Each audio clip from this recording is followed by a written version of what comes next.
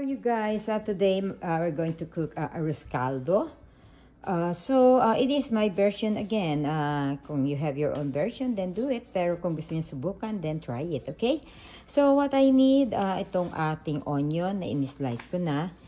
Depende din kung anong gusto niyo i-slice dyan. And then ang aking ginger, same thing. I chop it, I sliced it at the same time. And then I have my salt, my pepper, and then beef bouillon o kung ano meron kayong seasoning. Optional ito, parsley flakes, mas maganda yung sariwa pero it's all I have. And then I have the flour, and then garlic and herb seasoning. So up to you kung gusto nyo, optional din yan. Another optional is the sesame seed oil, pampabango lang yan. I also have another one, the chopped chives. Mas masarap din ang fresh niyan, pero nasa inyo na rin kung gusto niyo lagyan yan. Then I have my oil. I use extra virgin oil. And then I need 5 eggs actually. Depende kung ilan gusto niyo ilagay. Optional din yan. Ibo-boil ko siya later and then ihahalo ko siya pagluto na yung ating arroz caldo. And then I have my leftover rotisserie chicken. Mas pipiliin ko dyan yung mga bony parts kasi mas siya. Mas malasa, no? And then I have this seaweed snacks. Pasalubong yan ng pamangkin namin si Jedi. So, from Singapore. So, you can use that on top pagka kakainin na ninyo. Masarap daw siyang itoppings, no? Okay, so what I will do is that isusutay ko lang itong onion tsaka ginger and then I'll put my chicken. Okay, and then I put all my seasonings. Okay, so I'll just use a little of extra virgin oil. Okay, so let's start. So maglalagay lang ako nitong ating olive oil. Up to you kung gaano karami. Kung gusto nyo medyo mamantika ng konti. Anyway, healthy naman tong olive oil, no? So, hintayin ko siyang uminit ng konti, no? Okay, nasa medium high lang ako. Oh, medium low rather. Ayan, medium high. Okay? And then, pagka medyo uminit-init na siya, then, uunahin ko munang ilagay ang ating ginger.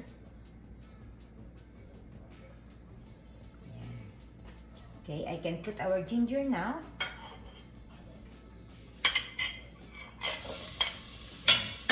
So, hanggang sa mag-brown lang yung ginger natin, no?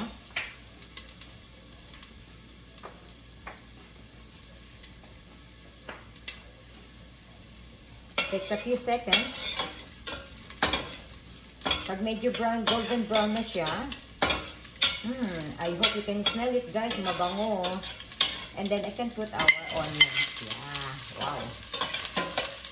Sarap din yun, syempre. Alam niyo bang maraming makukuhang benefits na nutrition dito sa onion at sa ginger, no? Okay. Pagka medyo naging parang transparent na yung ating onion, huwag natin siya hayaang masunog para mas masarap. So now, I can put our leftover rotisserie. Yeah, okay. I put everything in there. Yeah. Kasama na yung balat. Ayun, nasa sa inyo na yun. Kung medyo health conscious kayo, pwede nyo tanggalin ang pwede nyo tanggalin yung balat para medyo, sabi nga ninyo, less cholesterol.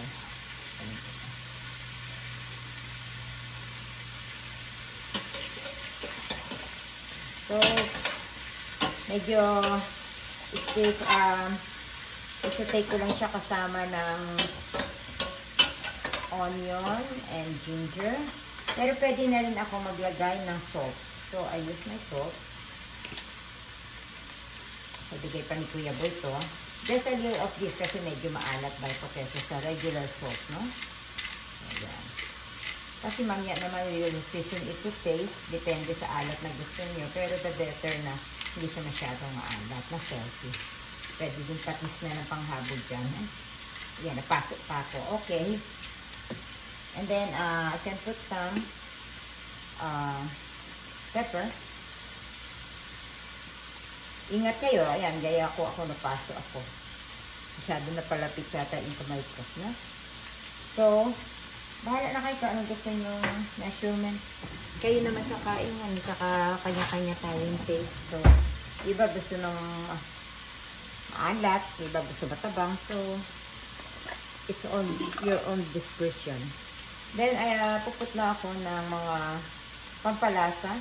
Putla ako ng mga 1 teaspoon ng ating beef bouillon. Maganda sana yung magic sarap, pero I don't know, sabi na ba? I'm not sure really. Okay. So, optional ito. Ihalo ko na rin yung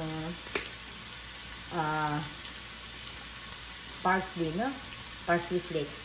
Mas masarap ito yung totoo na sariwa. Lahat kasi nung nandito sa bahay, panay dry kasi minsan hindi ako agad nakakapagluto. So, nabubulok lang pag bumili ako ng sariwa. And then, I can put also a teaspoon of chives.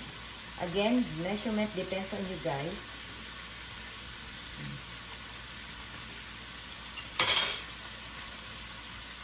And a little of garlic, herb seasoning. So, konti lang yan. Iba naman ayaw na may garlic ang arroz caldo. And I'll put ang ating sa flour. Pampabango daw to, tsaka pampakulay, sabi nila. So, lagyan natin. Siguro medyo 2 kutsarita nito, no?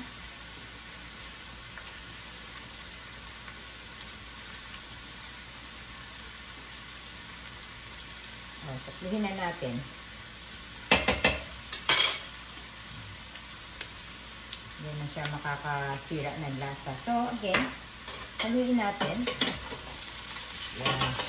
There you go.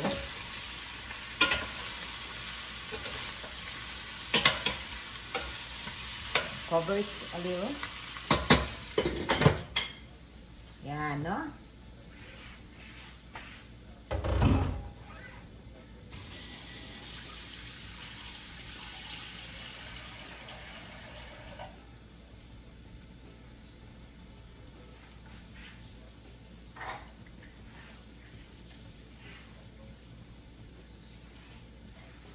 So, mahintay-hintay lang tayo ng mga siguro a minute. And then, isasahod ko siya para malagyan ko siya ng water.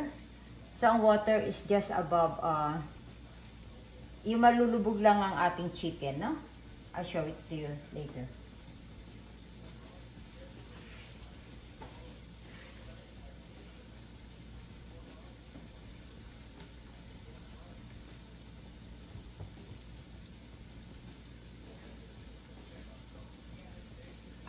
Okay.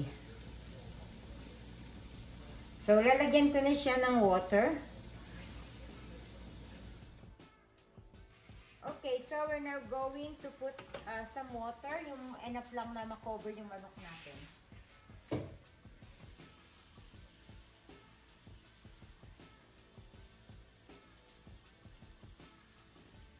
So, pwede na yung, yung tubig sa faucet. I hope malinis naman yung mga tubig ninyo, ha? Hindi na ako kumuha ng filtered water. Anyway, kukulo naman to, so malilito na rin yan.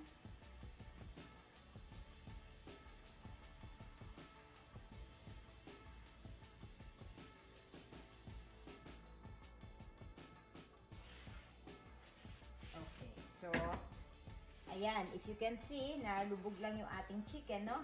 And then, nalimutan kong i-mention, we need malagkit rice.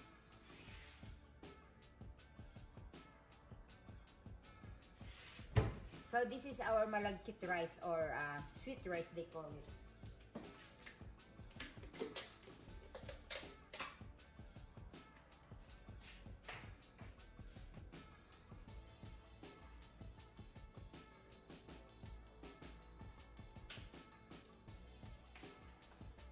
I'll mix it with 1/2 of the brown rice. Ngayon, nasa inyo kung gusto nyo pa na malagkit, no? Hindi ko na siya, I did not wash it no more. So, it's okay. Up to you kung gusto nyo i-wash. So, just 1 cup of this. Kasi, maalsa siya, no? There you go.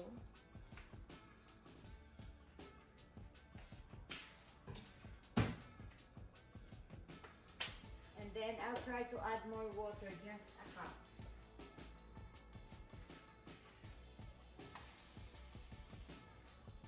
ano natin siya, season to taste, no? Okay, there you go. And then, nilakasan ko sa medium ang ating apoy hanggang sa kumulo siya. Balikan natin siya pagkulo, okay? I'll be back. Okay, yung part ng chicken naman na hindi na natin hinalo dahil masyado siyang meaty. So what I will do is just warm it a little and then maybe for a minute or two and then put some mayo and I can make that as my sandwich filling. Okay, so now up to you. Kung gusto naman nyo, pwede nyo din siyang gawing chicken wrap, whatever you want, okay? Okay, so ito na yung ating separate na chicken meat. Pinapalamig ko lang siya kasi microwave ko siya for 2 minutes. And then, pag medyo malamig na siya, I'll put mayo, a little bit of salt, and whatever you want to add para siya maging pang chicken sandwich. At the same time, nag-boil din ako ng tubig para sa ating egg, no? So, ibo-boil ko lang ito. Pag kumulo na siya, then I'll put the eggs, mga 5 itlog to. And then, I'll just time it for 7 minutes. Tapos, tanggalin na natin sa apoy and then lagyan natin ng ice para hindi siya ma-overcook, para mas madali siyang mabalatan. Okay, sabay na silang kumukulo. So what I'll do, haluin ko lang itong ating arroz caldo. And then, hihinaan ko lang yung kanyang apoy, no? So, haluin ko muna siya para mag-mix lahat. Yan. So, I'll just put it sa mahina. Ayan. Hanggang maluto yung ating kanin. Now, what I'll do with our boiling water, ito nakikita niyo boiling. So, hinaan ko din ng konti muna yung apoy niya. Then, I'll put the egg.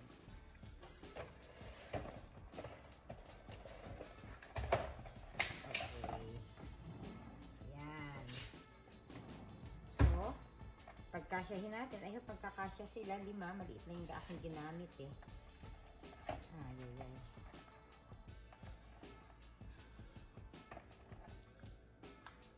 Gamitin para hindi kayo mapasok, no? Lalagay ko itong itlog, yan. Tapos lalagay ko siya dito sa may tubig na kumukulo. Okay? Kasya naman siya. Oo. Okay, I think kasya ka bebe. Okay, there you go. Tapos dagdagan ko lang siya ng konting tubig.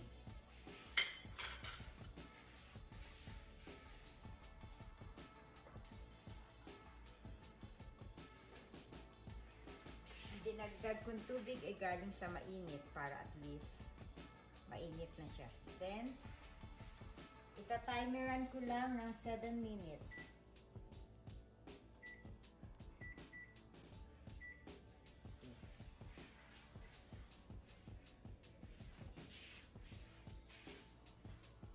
Okay, so 7 minutes up. So, ang ginawa natin, tinapon ko yung pinagkuluan ng itlog, pinalitan ko siya ng water from the faucet, tapos nilagyan ko siya ng ice. Rasyonale, para mas madali siyang balatan at hindi mag-continue pa yung ang luto ng itlog. Kasi pag na-overcook yung itlog, mahirap siya lalong balatan, no? Okay, so this will make your whatever you want to do pagka to peel off the egg, mas madali siya. Okay, easier for you guys. Okay, so what I did, dinagdagan ko siya, tinimplahan ko na siya. Masarap na siya, kaya lang baka matabangan kayo. So, ako medyo natabangan ng konti. So, what I did, I added like 2 to 3 teaspoon ng Kikkoman or whatever soy sauce you have. And then, I put also 2 to 3 spoon of patis, fish sauce. At saka dinagdagan ko pa ng 1 kutsarita ulit ng beef bouillon. Okay? So, up to your desired taste. Okay. Malapit na siyang maluto. Medyo okay na yung rice.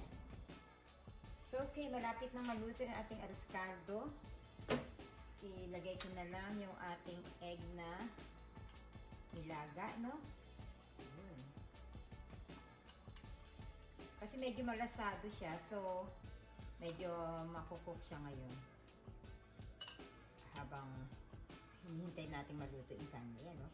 Kita nyo, madali siyang balatan kasi. Inano natin siya sa yelo. Pagkatapos niyang maluto, no?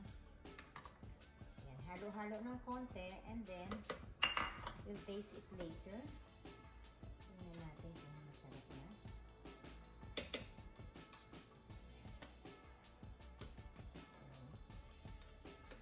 Tingnan natin ng konti. Saka kung okay na rin yung rice niya. Actually, pag tiningnan ninyo, akala nyo masyado siyang matubig, no? Pero ang ano kasi sa arroz caldo, habang tumatagal, na-absorb niya yung ano yung water. So mamaya medyo lalapot na siya. Mas maganda nga medyo soupy siya, no? Ayan, titikman ko siya para malaman natin kung masarap.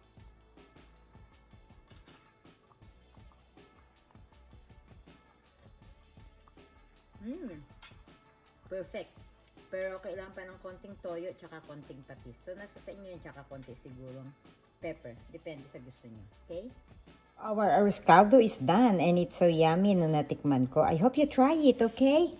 Thank you for watching and actually lalagyan ko siyang mamaya pagkain nitong seaweeds na pagkain namin later on top. Pero up to you. Again, thank you for watching and please subscribe and please like. Thank you. Have a nice day and God bless. Bye. So, tuloy ko naman itong ginagawa ko. Malamig na yung ating meaty part ng ating chicken. Ang lalagyan ko lang ito ng a little of salt, a little of pepper. And then, optional your cayenne kung gusto niyo medyo spicy. Tsaka optional itong parsley flakes. At lalagyan ko siya ng mayo. Itong mayo ko, light ito tsaka with olive oil para mas healthier. Okay, bye-bye. Ayan, made na siya. Kumpleto na. Ready to spread, pero kung gusto naman nyo, ipalaman nyo siya sa crepe, palaman nyo sa tortilla, para chicken wrap, or whatever na gusto nyo gawin, okay? So, bon appetit, guys! Again, please subscribe, and like, and share. Thank you very much. Everything under the sun, -E2K.